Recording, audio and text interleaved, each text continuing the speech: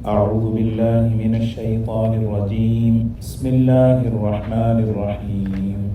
يا أيها الذين آمنوا إذا ضربتم في سبيل الله فتبينوا ولا تقولوا لمن ألقى إليكم السلام لست مؤمنا تبتغون عرض الحياة الدنيا فعند الله مغانم كثيرة كذلك كنتم من قبل فمن الله عليكم فتبينوا إن الله كان بما تعملون خبيرا. لا يستوي القاعدون من المؤمنين غير أولي الضرر والمجاهدون في سبيل الله بأموالهم وأنفسهم فضل الله المجاهدين بأموالهم وأنفسهم على القاعدين درجة وكلا وعد الله الحسنى وفضل الله المجاهدين على القاعدين أجرا عظيما درجات منه ومغفرة ورحمة وكان الله غفورا رحيما. صدق اللہ العظیم.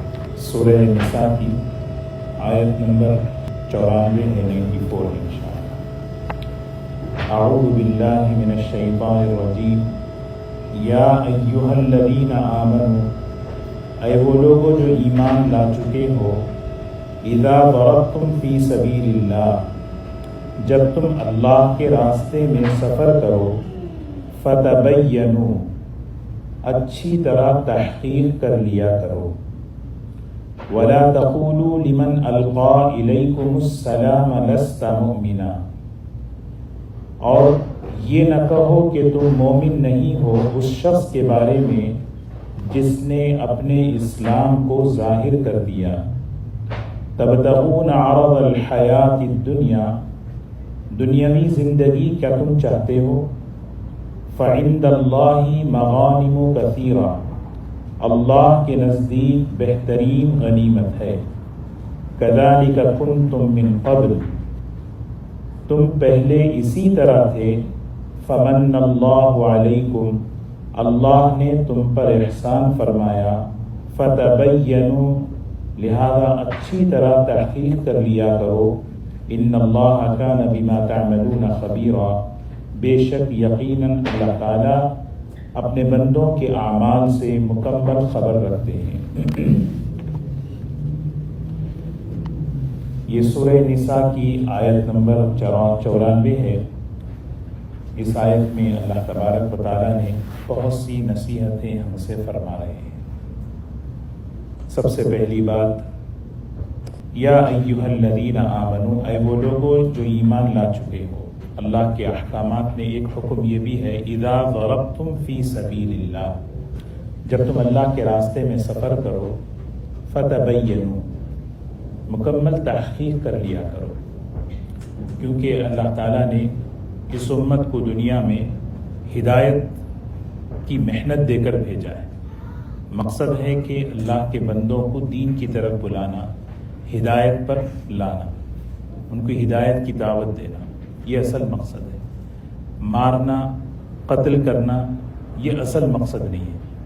کسی چیز کا انتقام، بدلہ لینا یہ نہیں. حضور اکرم صلی اللہ علیہ وسلم نے حضرت علی رضی اللہ عنہ سے فرمایا، ایک آدمی بھی ہدایت پر تمہارے ذریعے سے آ جائے 100 اونٹوں سے بہتر ہے.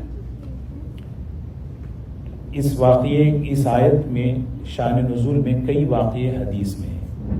حضرت اسامہ رضی اللہ تعالیٰ عنہ کا، حضرت مقداد کا، حضرت خالد ابن ولید رضی اللہ تعالیٰ عنہ کا، کہ صحابہ اکرام کی جماعت گزر رہی تھی، اللہ کے راستے میں سفر کر رہے تھے، تو ایک علاقے میں جانا تھا.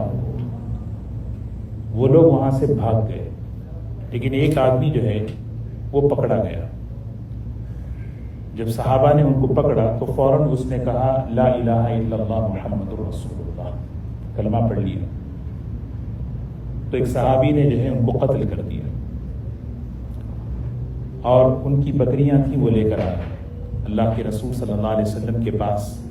جب یہ واقعہ آپ نے سنا تو بہت ناراض ہوئے. آپ نے حضرت اسامہ سے، ایک روایت میں حضرت خالد ابن ولید سے بھی پوچھا، تم نے جب اس نے کلمہ پڑھا تو تم نے اس پر ہاتھ کیوں اٹھایا؟ دیکھیں اصل میں ہے جذبات کو قابو کیسے پانا. میدان جنگ میں وہاں بھی قابو کیسے پائیں کہ اسلام جو ہے نا ہماری تربیت کرتا ہے کہ جذبات کو قابو پانا، نفس کو قابو پانا، غصے کو قابو میں رکھنا. کیونکہ حضرت علی رضی اللہ عنہ کا مشہور واقعہ ہم سنتے ہیں کہ وہ اپنے دشمن کے سینے پر سوار ہو گئے، ابھی پوری طرح قابو میں پا لیے. اس نے فوراً کہا لا الہ الا اللہ. پہلے تو اس نے تھوک دیا، تو حضرت علی غصے میں آ گئے تو چھوڑ دیا اس کو. تو وہ پریشان ہو گیا، تم نے چھوڑ دیا کیسے؟ کہا کہ پہلے تو میں اللہ کے لیے کام کر رہا تھا، اب میرا نفس اس میں شامل ہو گیا. تو یہ عمل دیکھ کر وہ کلمہ پڑھ لیا. تو ایک طرف مقابلے کا وقت ہے، دوسری طرف اس میں تربیت دیکھیں، اخلاق کیسے قابو پانا. یہ صحابہ اکرام کی تربیت ہو رہی ہے، ان کے ذریعے سے ہمیں بتایا جا رہا ہے. تو حضور اکرم صلی اللہ علیہ وسلم نے فرمایا تم نے ان پر ہاتھ کیوں اٹھایا؟ تو حضرت خالد ابن ولید رضی اللہ عنہ نے فرمایا وہ ڈر کے اسلام قبول کیا، جان بچانے کے لیے اسلام قبول کیا. آپ نے فرمایا حلا شققت قلبہ، تم نے ان کے سینے کو چیر کے دیکھا، کیسے تم نے فیصلہ کیا؟ کیونکہ ہمارا حکم ظاہر پر فیصلہ کرنا، باطن کو اللہ کے حوالے کرنا. باطن کو اللہ کے حوالے، ظاہر پر فیصلہ کریں گے. اسی لیے کسی مسلمان کو مسلمان کہنے میں، کسی کافر کو کافر کہنے میں بہت احتیاط کرنا. کسی کو بھی کافر نہیں کہہ سکتے. ہاں البتہ کسی کا عقیدہ کھلا ہوا ہے، کلمہ بھی پڑھتا ہے اور وہ جو ہے ختم نبوت کا انکار کرتا ہے، قادیانی ہے، نہیں بھی اس کو مسلمان کہیں گے، کلمہ پڑھ رہا ہے. نہیں، وہاں اس کو مسلمان کہنے میں ہمارے اسلام کا خطرہ ہے. جب تک کسی کا عقیدہ گمراہ عقیدہ جو ہے نا ہمارے سامنے آ جائے، ہاں بھئی یہ تو اسلام. تو یہ ہے سب سے پہلی بات، فتبینوا کا مطلب یہ ہے کہ کوئی بھی کام، کوئی بھی بات گمان پر مت کرو، تحقیق کر کے کرو. یہ ہمارے لیے سبق ہے. کیونکہ ہم جب آپس میں رہتے ہیں تو بہت سی چیزیں گمان پر ہوتی ہیں. تو یہ صحابہ اکرام بھی ایک گمان پر ان کا عمل ہوا، انہوں نے ڈر کے کلمہ پڑھا. فرمایا نہیں کوئی بھی بات. اس لیے ہمیشہ آدمی سوچے، کیونکہ آدمی کا گمان جو ہے غلط ہو سکتا ہے. ان بعض الظن اثم، اور اتنا گمان امام اوزاعی رحمۃ اللہ علیہ، ان کے گھر میں ایک خاتون آئی، آ کر جو ہے بیٹھی چٹائی پر، تو وہاں پہ کچھ گیلا تھا. تو اس خاتون نے کہا امام اوزاعی رحمۃ اللہ علیہ کی بیوی سے کہ یہاں بچے نے پیشاب کر دیا ہے. تو ان کی بیوی کہنے لگی یہ بچے کا پیشاب نہیں ہے، امام اوزاعی سجدے میں روئے تھے. دیکھو آنسو کتنی قیمتی چیز ہے، لیکن گمان آدمی کا کہاں سے کہاں لے جاتا. تو فتبینوا، ایک چیز ہمیشہ کوئی بھی کام، کوئی بھی عمل آدمی کرے، یہ ہمیں سکھایا جا رہا ہے کہ مکمل اس کی تحقیق ہو، گمان پر بات نہ ہو، گمان پر فیصلہ نہ ہو. دوسری چیز یہاں پہ فرمائی تبتغون عرض الحیات الدنیا، کیا تمہارا مقصد، تمہارا ارادہ، تمہاری چاہت دنیا؟ وہ بکریاں لے کر آ گئے تھے. کیا تمہارا مقصد دنیا ہے؟ فعند اللہ مغانم کثیرہ، اللہ کے نزدیک بہت سی غنیمتیں ہیں. تو ہمیشہ دین کا کام کرنے والے اللہ کبھی بھی دنیا سامنے نہیں رکھتے. حضرات صحابہ اکرام جو ہیں یہ محفوظ ہیں، ان سے کوئی بھی چیز ہو جاتی تو اللہ فوراً آیت اتار کے ان کی تربیت فرما دیتے تھے. اور ان کے ذریعے ہمیں جو ہے سکھایا جا رہا ہے تبتغون عرض الحیات الدنیا، اپنے دین کے کام سے کیا تم دنیا چاہتے ہو؟ یہ سب سے بڑی بے برکتی کی چیز ہے، آدمی دین کو دنیا کا ذریعہ بنائے. دنیا کو دنیا بنائے سمجھ میں آتی ہے. ہمیں تو ایسا دین ملا ہے جس سے دنیا بھی دین بن جائے. لیکن اگر کوئی دین کو دنیا بنائے، فعند اللہ مغانم کثیرہ، جب اللہ کے پاس کیا ملنے والا ہے وہ نظروں کے سامنے نہیں ہوتا، تو پھر آدمی دین کی محنت سے، دین کے کام سے کیا ہے، آدمی جو ہے دنیا کو مقصد بناتا. اور پھر چوتھی بات کذالک کنتم من قبل، سبحان اللہ، پہلے تم بھی اسی طرح تھے. آدمی کبھی اپنا ماضی نہ بھولے. اللہ نے ہدایت دی. فمن اللہ علیکم, اللہ نے تم پر احسان فرمایا. یعنی آدمی کبھی اپنا ماضی نہ بھولے. نماز نہیں پڑھ رہا تھا, نماز کی توفیق دی. زندگی دین پر پہلے نہیں تھی, اب دین پر ہے. اسی لیے کبھی کسی کے بارے میں کوئی فیصلہ یعنی ایسا نہیں کہ تو آدمی بہت سوچ سمجھ کر. کذالک کنتم من قبل, اللہ تعالیٰ کہہ رہے ہیں تم بھی پہلے اسی طرح تھے. فمن اللہ علیکم, اللہ نے تم پر احسان فرمایا ہے, ایمان دے کر, اسلام دے کر, دین کی نعمت دے کر. یہ ہمیشہ یہ سوچنا چاہیے. اور پھر دوبارہ پھر فرما رہے فتبینوا, یہ عربی میں تبین جو ہے نا امر کا صیغہ ہے. کوئی بھی کام, کوئی بھی بات ہمیشہ تحقیق کے ساتھ کرو, یہ اللہ کا حکم ہے. بغیر تحقیق کے اپنے گمان سے مت کرو, کیونکہ جو بات جو عمل گمان پر ہوتا ہے وہ غلط ہو جاتا ہے. حضور صلی اللہ علیہ وسلم نے ہاتھ اٹھا کر کہا یا اللہ خالد نے جو عمل کیا اس سے میں بری ہوں. کل قیامت کے دن جب وہ کلمہ آئے گا کیا جواب دو گے تم؟ تو بغیر تحقیق کے آدمی جب کوئی کام کرتا بات کہاں سے کہاں چلی جاتی. اسی لیے تحقیق ضروری ہے. ان اللہ کان بما تعملون خبیرا, اللہ تعالیٰ اپنے بندوں کے عمل سے اچھی طرح خبر رکھتے ہیں. اب دیکھیں, سوچیں, اللہ کے راستے میں دین کی محنت میں یہ لوگ نکلے تھے, غلطی ہو گئی نا تو بعض مرتبہ یہ ہوتا ہے کہ کیوں یہ سب کام کرے, آرام سے گھر میں بیٹھے. پریشانی ساری یہ ہے کہ کرے تو ہی گڑبڑ ہے. اللہ تعالیٰ اگلی آیت میں یہ ہمیں سمجھا رہے ہیں محنت کرنے والوں سے غلطیاں ہوتی ہیں اور ان غلطیوں کو اللہ پہلے معاف کرتے. لہذا ان چیزوں کو سامنے رکھ کے تم یہ نہ کرو گھر میں بیٹھ جاؤ. سمجھ رہے نا, لا يستوي القاعدون من المؤمنین, لا يستوي القاعدون من المؤمنین غیر اولی الضرر واموالهم وانفسهم, برابر ہو نہیں سکتے وہ لوگ, وہ ایمان والے جو بیٹھے ہوئے ہیں. القاعدون من المؤمنین, اللہ کہہ رہے ہیں جو بیٹھے ہوئے ہیں پیچھے لیکن وہ ایمان والے ہیں, ایمان ہے ان کے اندر, عمل ہے ان کے اندر. کس کے برابر نہیں ہو سکتے؟ المجاہدون فی سبیل اللہ باموالہم وانفسہم, وہ لوگ جو اللہ کے راستے میں اپنی جان اپنے مال سے جہاد کرتے ہیں, جان توڑ کوشش کرتے ہیں, ان کے برابر نہیں ہو سکتے. یہ لوگ نکلے تھے, ان سے ایک کام ہو گیا. کبھی ذہن میں آ سکتا ہے کہ بھئی یہ سب کرے تو غلطیاں ہوں گی, اس سے بہتر ہے نہ کرے. نہیں, پیچھے بیٹھے رہنے والے ان کے برابر ہو نہیں سکتے. اور ایک جگہ قرآن پاک میں ہے کہ یغفر لکم ذنوبکم هل ادلکم علی تجارۃ تنجیکم من عذاب علیم تؤمنون باللہ ورسولہ وتجاہدون فی سبیل اللہ باموالکم وانفسکم ذالکم خیر لکم ان کنتم تعلمون یغفر لکم. یہاں مفسرین فرماتے ہیں جو جان توڑ کوشش کرتا اپنی جان اپنے مال سے, ان سے غلطی ہے, سب سے پہلے اللہ ان کو معاف کریں گے ان کی غلطیوں کو. اسی لیے جو ہے نا ہمیشہ, اب یہاں دیکھیں سورہ نساء کے یہ جو مضمون گزر رہا, 4 قسم کے لوگ بیان ہیں. ایک ہے منافقین. منافقین ہمیشہ وَإِنَّ مِنْكُمْ لَمَن لَا يُبَطِّئَنَ, وہ طاق میں بیٹھے رہتے ہیں, دیکھیں کیا کرتا ہے. اچھا کیا, اوہو اس پہ بھی تانا, برا کیا شکر ہے ہم پیچھے رہے ورنہ ہم تمہاری طرح پھنستے. منافقین, ایک وہ رویہ بتایا. ایک وہ جو کام کرنے والے, محنت کرنے والے, ان سے غلطی بھی ہوتی ہے, ان کا مقام بتایا. تیسرے پیچھے بیٹھے رہنے والے قاعدین, قاعدین ہے بیٹھے ہوئے, غیر اولی الضرر, بغیر عذر کے. سبحان اللہ, ایک ہے عذر کے ساتھ, غیر اولی الضرر جو ہے نا, یہ آیت اترنے کے بعد, یہ آیت حضور صلی اللہ علیہ وسلم پڑھ رہے تھے.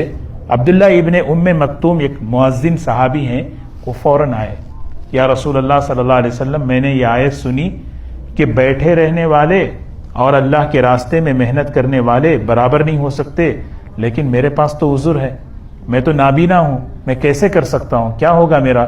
تو اللہ کے رسول صلی اللہ علیہ وسلم خاموش رہے. زید بن ثابت رضی اللہ عنہ فرماتے ہیں اللہ کے رسول صلی اللہ علیہ وسلم اس طرح بیٹھے ہوئے تھے کہ آپ کی ایک ران جب مل کر بیٹھتے نا تو کبھی کبھی ایک کا پیر دوسرے پہ ہوتا ہے, تو آپ کی ایک پیر کا حصہ میرے پیر پہ تھا، فوراً یہی ٹکڑا نازل ہوا، غیر اولی الضرر، اتنا ہی جملہ. ہاں، جن کے پاس عذر ہے وہ جو ہے نا اللہ کے راستے میں جان مال کی محنت کرنے والوں کے برابر ہیں. کتنی بڑی نعمت دیکھیں. کوئی آدمی لنگڑا ہے، لولا ہے، بیمار ہے، کسی کے پاس عذر ہے، کوئی بھی ہے، اللہ تعالیٰ کہہ رہے ہیں ہاں. لیکن سورہ توبہ میں ان کو اللہ ایک نصیحت کر رہے ہیں، اذا نصحوا للہ ورسولہ. ایک آدمی بیٹھا ہوا رہتا نا، وہ دشمن کے چنگل میں پھنسنے کے چانسز ہیں.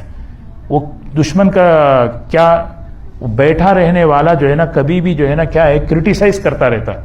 اس فتنے میں نہیں پڑے. اذا نصحوا للہ ورسولہ، ایک ہے کہ بھئی کہ ماشاءاللہ دین کے کام کے مختلف شعبے ہیں، علماء کر رہے ہیں، دعوت کا کام ہو رہا ہے، پھر جو ہے مسجد کا کام ہے، دین کے مختلف شعبے ہیں. ایک کام کرنے والے ہوتے ہیں، ایک بیٹھنے والے ہوتے ہیں. بیٹھنے والے بغیر عذر کے بھی اگر بیٹھے ہیں تو ان کو خاص ایک نصیحت کی جا رہی ہے، اذا نصحوا للہ ورسولہ ما علی المؤمنین من سبیل. دیکھو تم ایک چیز وہ جو کر رہے ہیں نا، ان کی خیر خواہی اپنے دل میں رکھ لو بس. حضرت مولانا ابرار الحق صاحب رحمۃ اللہ علیہ بڑے بزرگوں میں بڑی عجیب بات ایک جگہ فرماتے ہیں، کبھی بھی جو ہے دینی خدام، حضرت کا دینی خدام، دین کی خدمت کرنے والے جتنے لوگ ہیں ان کو کہتے ہیں دینی خدام. کبھی بھی ان کو جو ہے نا حقیر مت سمجھو، کبھی بھی ان کو جو ہے نا کیا ہے، ہاں، کیونکہ وہ اللہ کی خاص حمایت اور نصرت ان کے ساتھ ہوتی ہے. کوئی بھی ہو، کسی بھی شعبے میں ہو. آگے لکھتے ہیں کہ چندے کے لیے بھی جو آتے ہیں، چندہ کہہ رہے ہیں، کوئی عالم، کوئی مدرسوں کے چندہ کرنے والوں کو بھی کبھی کیونکہ چندہ کرنے والے کو حقیر سمجھنا علم کی حقارت ہے، اور جو آدمی چندہ کرنے والے کو حقیر سمجھتا ہے اس کی نسل سے اللہ علم کی برکت اٹھا لیتے. تو اسی لیے جتنے دین کے خدمت نا، یہاں پہ دوسرا ایک بتایا ان منافقین، ایک ہیں دین کا کام کر محنت کرنے والے جان مال لگا کر، دوسرے قاعدین ہیں. قاعدین کا مطلب بیٹھے ہوئے بس. اور تیسرے ہیں عذر والے، غیر اولی عذر. عذر والوں کو یہ کہہ دیا کہ تمہارا عذر ہے تو بس تم ان لوگوں کے برابر ہو جو کر رہے ہیں محنت. اور جن کے پاس عذر نہیں ہے پھر بھی وہ بیٹھے ہوئے ہیں، ان سے ایک بات یہ کہی جا رہی ہے، نصحوا للہ ورسولہ، خیر خواہی اپنے دل میں ہمیشہ رکھنا ان کی.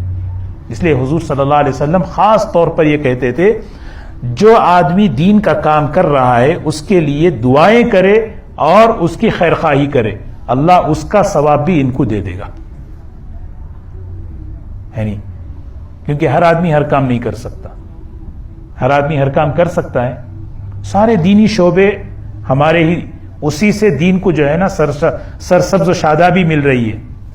تو فرمایا برابر نہیں ہو سکتے وہ ایمان والے جو بیٹھے ہوئے ہیں، جو بغیر عذر کے. کن لوگوں کے برابر؟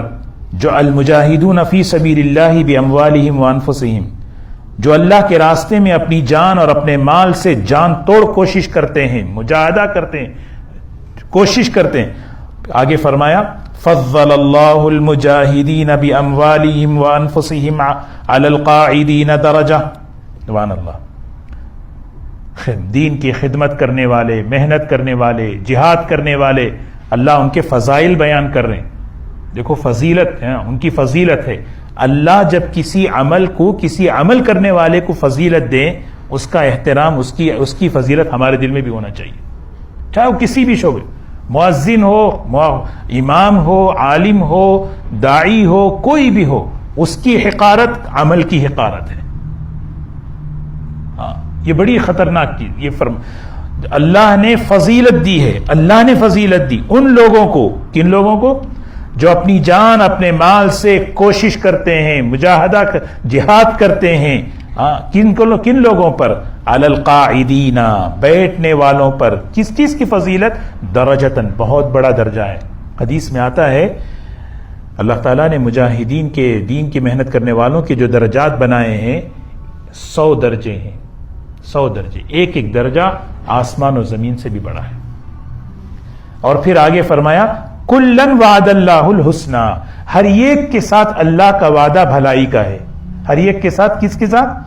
محنت کرنے والوں کے ساتھ، بیٹھے رہنے والوں کے ساتھ، سب کے ساتھ اللہ کا وعدہ بھلائی کا ہے. پھر آگے فرمایا فضل اللہ المجاہدین علی القاعدین اجرا عظیما، اور اللہ نے فضیلت دی ہے بیٹھنے والوں پر، جان توڑ محنت کرنے والوں کی بہت بڑے اجر کی. اس لیے دوستو یہ ترغیب ہے، ہماری جو زندگی ہے کسی نہ کسی لائن سے ہم دین کی خدمت میں جڑے، دین کی محنت میں جڑے.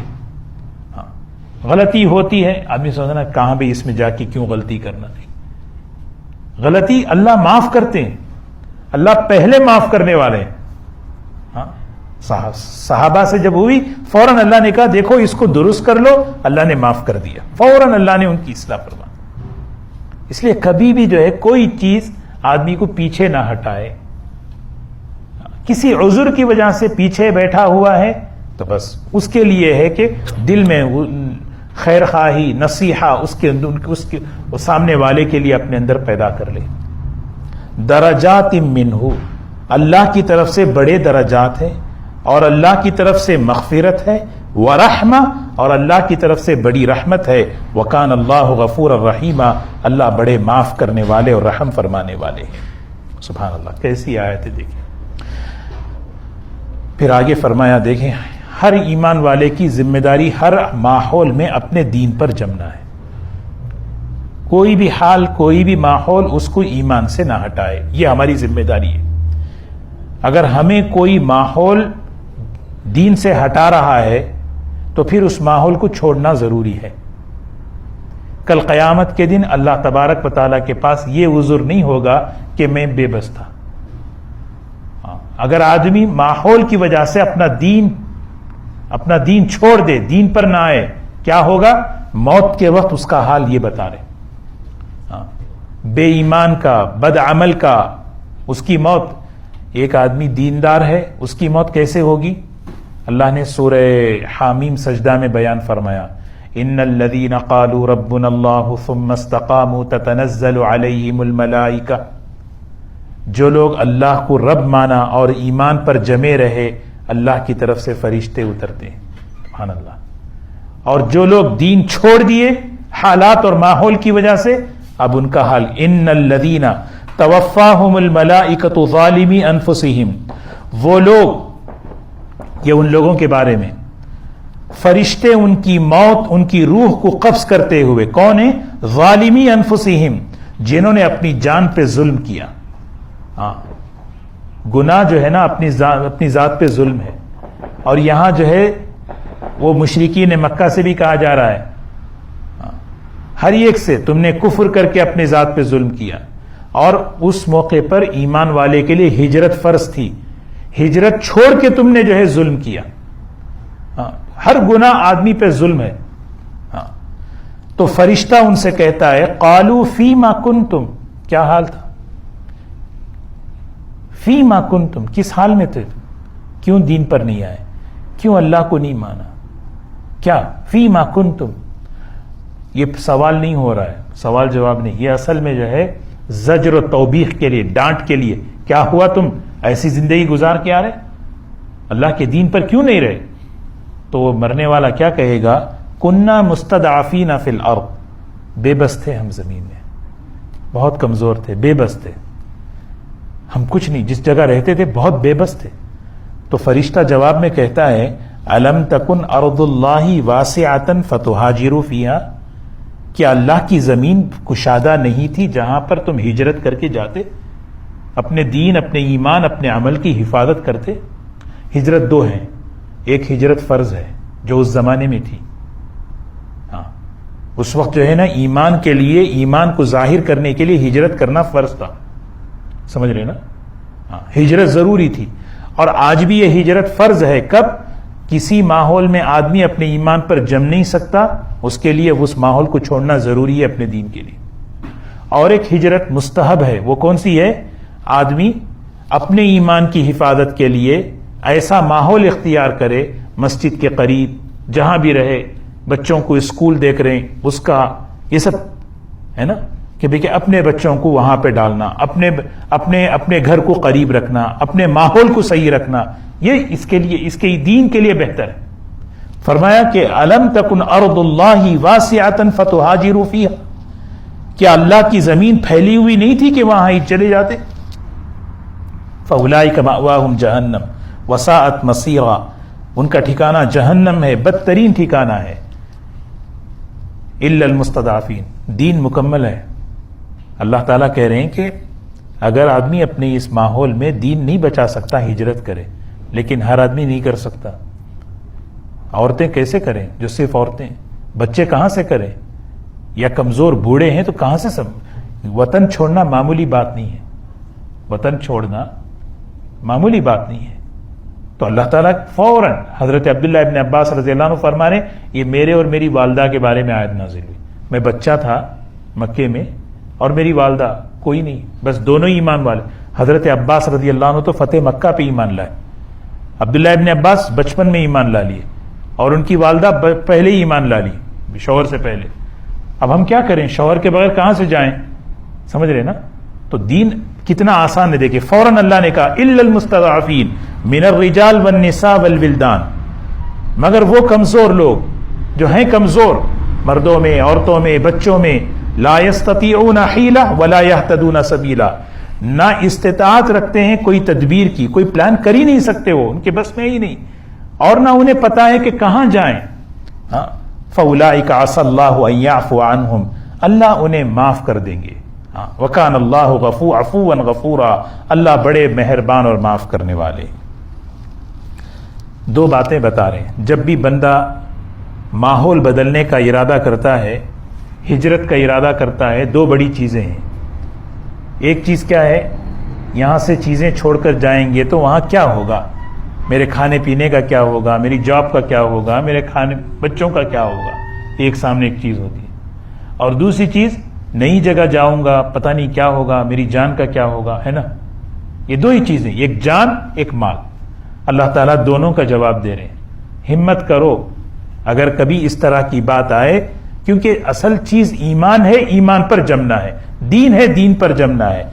فرمایا وَمَن يُهَاجِرْ فِي سَبِيلِ اللَّهِ، فی سبیل اللہ، یہ شرط ہے، کوئی اور نیت ہی نہ ہو، اللہ کے لیے، اللہ کے دین کے لیے، اللہ کے راستے کے لیے جو اپنے وطن کو چھوڑتا ہے، اللہ اسے جو ہے نا کیا نہیں کرتے، نامراد نہیں کرتے۔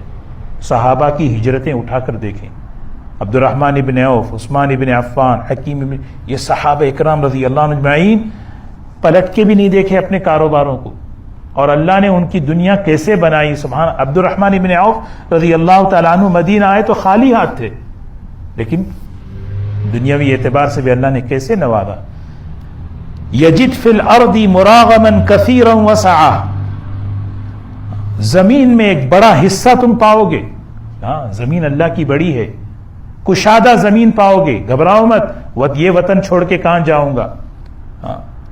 اللہ تعالیٰ ٹھکانہ دیں گے، ٹھکانے دینے والے اللہ ہیں۔ اور پھر دوسری بات، جان کی بات، فرمایا وَمَن يَخْرُجْ مِن بَيْتِهِ، جو نکلے اپنے گھر سے، مہاجرًا إِلَى اللَّهِ وَرَسُولِهِ، اللہ اور اس کے رسول صلی اللہ علیہ وسلم کی طرف ہجرت کرتے ہوئے، یعنی اللہ کے دین کی طرف ہجرت کرتے ہوئے، ثُمَّ يُدْرِكْهُ الْمَوْتُ، مر جائے، راستے میں موت آ جائے، فَقَدْ وَقَعَ أَجْرُهُ عَلَى اللَّهِ، اس کا اجر اللہ کے ذمے ہے۔ علی اللہ کا مطلب اللہ نے اپنے ذمے لے لیا۔ اللہ تعالیٰ پر کوئی چیز واجب نہیں ہے، ہمیں کھانا دینا بھی واجب نہیں ہے، سمجھ رہے نا؟ یہ سب اللہ ہمیں جو دے رہے ہیں رحمت پر دے رہے ہیں۔ علی اللہ کا مطلب اللہ نے اپنی رحمت پر یہ چیز لے لی ہے۔ وما من دابۃ فی الارض الا علی اللہ رزقها، زمین کے ہر چوپائے پر ہر جاندار کو رزق دینا اللہ کے ذمے۔ ذمے کا مطلب کیا؟ اللہ اگر نہیں دیں گے تو کیا وہ نہیں؟ اللہ دے رہے ہیں، اس کی رحمت ہے، اس کی مہربانی ہے۔ ایک جگہ فرمایا اللہ نے رحمت کو اپنے اوپر لازم کر لیا، مطلب کہ اللہ نے اپنے اوپر رحمت کو رحمت سے واجب کر لیا، ورنہ کسی پہ اللہ پر کوئی چیز واجب نہیں ہے۔ اگر اللہ پر کوئی چیز ہو واجب تو پھر وہ اللہ ہی نہیں ہے، اللہ تو مختار کل ہیں۔ تو دو چیزیں تھیں، ایک تو آج کے درس میں جو ہے نا سب سے پہلی بات، ہمیشہ ہمارا کوئی بھی بات کوئی بھی عمل ہو تحقیق کے ساتھ ہو، اور دوسری چیز ہمیشہ آدمی جو ہے نا دین کے کام سے اپنی آخرت کو سامنے رکھے، ہمیشہ دین کے کام سے۔ کام کرنے والوں سے غلطیاں ہو جاتی ہیں، اللہ معاف کرنے والے ہیں، غلطیوں کو دیکھ کر پیچھے نہ ہٹے بلکہ کام کرے، اور کام کرتے ہوئے اگر کوئی جو ہے آدمی جو ہے نہیں کر رہا ہے تو کبھی اس کو حقیر نہ سمجھے، فلاں عمل نہیں کر رہا، فلاں نہیں کر رہا، نہیں، اللہ کی طرف سے ہر ایک کے لیے وعدہ ہے۔ اصل چیز ہے زندگی میں دین آئے، جو لوگ دین کے بغیر مریں گے ان کا حال بیان فرمایا، کوئی عذر اللہ کے پاس اس کا قبول نہیں ہے۔ یہ آدمی نہیں کہہ سکتا میں بیمار تھا اس لیے دین پر نہیں چلا، میں جو ہے فلاں، اللہ کے راستے میں ہجرت کرو، وطن چھوڑو، ماحول چھوڑو، اپنے دین پر جمو۔ اگر اللہ اس زمین کو چھوڑو گے اللہ اس سے بہتر زمین دے گا، اور اگر موت آئے گی اللہ کہہ رہے ہیں اس کا اجر تو اللہ نے اپنے ذمے لے لیا، وکان اللہ غفور الرحیم، اللہ بڑے مہربان اور رحم کرنے والے ہیں۔ مدینہ منورہ کا جو نام ہے، مدینہ منورہ کے کئی نام ہیں، اس کا ایک نام ہے دار الہجرتی والسنہ، دار الہجرتی والسنہ۔ یہ مدینہ کیا ہے؟ چھوڑنے کا اور اختیار کرنے کا گھر ہے، اسی لیے ہجرت کی دوسری قسم ہے المہاجر من حجر ما نہى اللہ۔ مہاجر کہتے ہیں اسے جو اللہ کی نافرمانیوں کو چھوڑ دے، چھوڑ دینا۔ کسے چھوڑنا؟ صحابہ وطن چھوڑے، پراپرٹیاں چھوڑ دیے، جائیدادیں چھوڑ دیے، ان چیزوں کو پلٹ کے بھی نہیں دیکھے، ہم اللہ کے لیے گناہ چھوڑیں۔ مدینے کا نام جو ہے نا یہ چھوڑ کر کس کو اختیار کرنا؟ سنت کو اختیار کرنے کا گھر۔ جب حضرات صحابہ اللہ کے حکم پر ہجرت کیے، اللہ نے قرآن پاک میں ہجرت کے فضائل بیان فرمائے، اللہ نے ان کی روزی میں، اللہ نے ان کے ٹھکانے میں، اللہ نے ان کی عزت میں ایسی لَيَرْزُقَنَّهُمُ اللَّهُ رِزْقًا حَسَنًا، انہیں ٹھکانہ دیا، انہیں رزق دیا۔ جب بندہ دین کے لیے کوئی فیصلے کرتا، کیا مطلب کہنے کا کیا مطلب ہے؟ ان آیتوں سے ہمیں کیا سیکھنا؟ اللہ کے دین کے لیے کوئی بھی ہم فیصلہ کرتے ہیں نا، دین کو سامنے رکھ کر نقصان نہیں ہوگا، کبھی بھی نقصان نہیں۔ اپنی جاب کے، اپنے بزنس کے فیصلوں میں دین سامنے رکھ کے فیصلہ کریں گے، ظاہری طور پہ چھوٹتا ہوا نظر آتا ہے لیکن وہ چھوٹے گا نہیں، اللہ اس سے بہتر چیز اللہ ہمیں دیں گے انشاءاللہ۔ اللہ کی نسبت پر عزت چھوڑیں گے، اللہ اس سے بہتر عزت دیں گے۔ صحابہ چھوٹی چھوٹی اپنی سرداریاں چھوڑے، اللہ نے ان کو کیسی سرداریاں دی، دیکھیں حضرت عمر رضی اللہ عنہ کی کیسی سرداری تھی، مکے میں بھی سردار تھے لیکن وہاں عثمان ابن عفان مکے میں بھی سردار تھے لیکن وہاں پر سبحان اللہ، حضرت ابو بکر رضی اللہ عنہ کیسے مکے کے بڑے سردار تھے لیکن پوری امت ایک طرف، حضرت ابو بکر رضی اللہ عنہ ایک طرف۔ تو ہمیں ان چیزوں سے یہ سیکھنا کہ اللہ کے دین کے لیے ہمارے فیصلوں میں ترجیح